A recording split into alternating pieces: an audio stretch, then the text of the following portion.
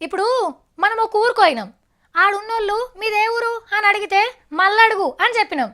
ఏది మీ ఊర్లో మనిషి పడవసోంటి పెద్ద కార్లో తిరుగుతాడు కదా, ఆ ఊరేనా అని అంటారు.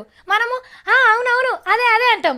అబ్బా, మీ ఊరు సర్పంచి 2 ఎకరాల జాగల పెద్ద బిల్డింగ్ కట్టిండగట కదా అని అనగానే అవునవును నిజమే అని మురిసిపోతాం.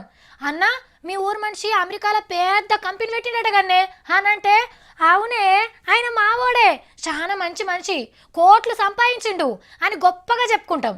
అంటే ఏంది, మనోళ్ళు గొప్పోళ్ళు అయినరంటే వాళ్ళని చూసి మనం కూడా మురిసిపోతాం. ఆగో, ఇప్పుడు మన హైదరాబాద్ గురించి కూడా గిట్లనే గొప్పగా చెప్పుకోవాలి. మన భాగ్యనగరం నియంగానే భాగ్యనగరమే. సిరి సంపదలు అష్టైశ్వర్యాలతోని దేశంలో 4వ ధనిక నగరం అయింది. మన హైదరాబాద్లో ఉన్నోళ్ళ ఆస్తులు విలువ ఎంతో తెలుసునా? 20 లక్షల కోట్ల రూపాయలు. అంటే సెంట్రల్ గవర్నమెంట్ ఏడాది బడ్జెట్ కంటే ఎక్కువనే. తెలంగాణకు 20 ఏండ్ల బడ్జెట్కి సరిపోయేంత పైకము ఒక్క హైదరాబాద్లోనే ఉన్నదన్నట్టు. ఇక దేశంలో ఎక్కువ శ్రీమంతులు ఉన్న నగరం బొంబాయి. ఢిల్లీ 2, బెంగళూరు 3 ర్యాంకులు కొట్టేసినాయి. న్యూ వరల్డ్ వెల్త్ సంఘపోళ్ళు చెప్పిండ్రు ఈ ముచ్చట. వేరే నగరాల ముచ్చట మనకెందుకు కానీ మన హైదరాబాద్ సిరిగల్ల నగరం అయిందంటే మనం అందరం మురిసిపోవాల్సిన ముచ్చట్నే. 6,500 కోట్ల మీద ఆస్తులు ఉన్నోళ్ళు 7గురు ఉన్నారు.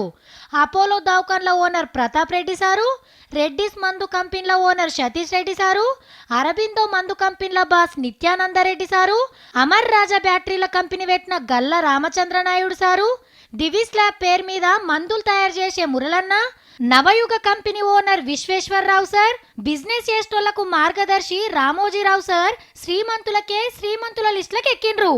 చూస్తుంటే మందుగోళీల బిజినెస్ చేసేటోళ్ళ తానికి లక్ష్మీదేవి జల్దిన పోయేటట్టుంది.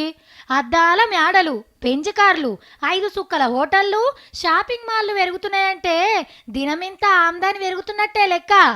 పాండబ్బాల సొంటి ఇండ్లు, 3 పూటల బువ్వ తిననోళ్ళు, కొలువులు లేనోళ్ళు, పిచ్చగాళ్ళు అందరు కూడా మనసి తుర్తు చేసుకొని ధనిక నగరానికి జై కొట్టాలి. ఇప్పుడే 4వ ర్యాంక్ వచ్చిందంటే ఇక హైదరాబాద్ విశ్వనగరం అయినాక దేశంలో 1 నంబర్ శ్రీమంతుల సిటీ అవుడు ఖాయం.